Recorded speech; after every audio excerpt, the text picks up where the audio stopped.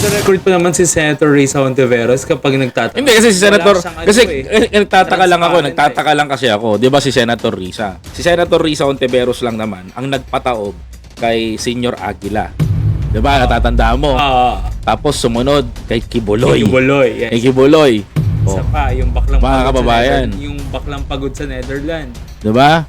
Ang daming ang dami niyang nawasak na kumbaga. Totoo. Sinira niya yung Kasi hindi naman sinira.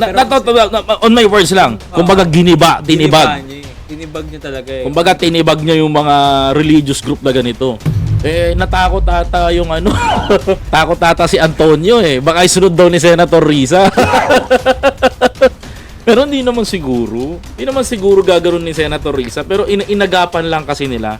Kumbaga, bakit nga todo banat sila ng ganun? Kasi halatado ng tao ngayon eh.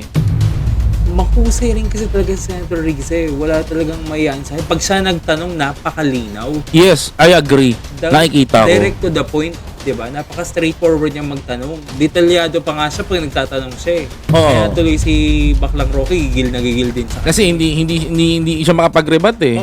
Walang rebuttal eh. Kumbaga, sa nakikita natin, ganun yung format na ginagawa ni Senator Risa. Kaya kinakabahan din tong mga nakakalaban niya. Hindi na rin ako nagtataka bakit na ganun ang ginagawa sa kanya. So, ginigiba, kinaka-character assassination siya. Kaso hindi nila kaya. Hindi nila kaya. Kasi, ang tao naniniwala sa ginagawa eh. At nakikita. Ang bawat Pilipino ngayon marunong nang mag-fact check. Yes. Diba? Yes, magbukas ka ng cellphone. Madali lang eh. Magbukas ka ng cellphone. Kayo, mga kababayan, nalalaman nyo yan. Magbukas kayo ng cellphone. Makikita nyo yung ebidensya. Maghanap kayo, mag-search kayo. Using Google. Di ba? Napakadali na ngayong malaman ko ano ang totoo at ano. Kamakailan lang, 'di ba? Kamakailan lang, 'di ba? May bumagsak na ito, fact checkin mo. Kamakailan bumagsak sa Alcala. Cagayan, yung bridge na produkto ng mga produkto ng build. Gibagi bala. O, 'di ba? Ang daling i-fact check, mga kababayan. Madaling makita yung yung budget. Yun yung mga ngayon na nalalaman tao. Diba?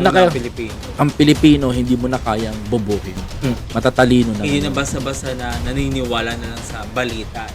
Hindi na. May mga search engines na tayo. Meron na tayong tools. Kumbaga, may sandata na tayo sa fake news. Kaya ang sabi lang ni Tonyo na lang, Tonyo.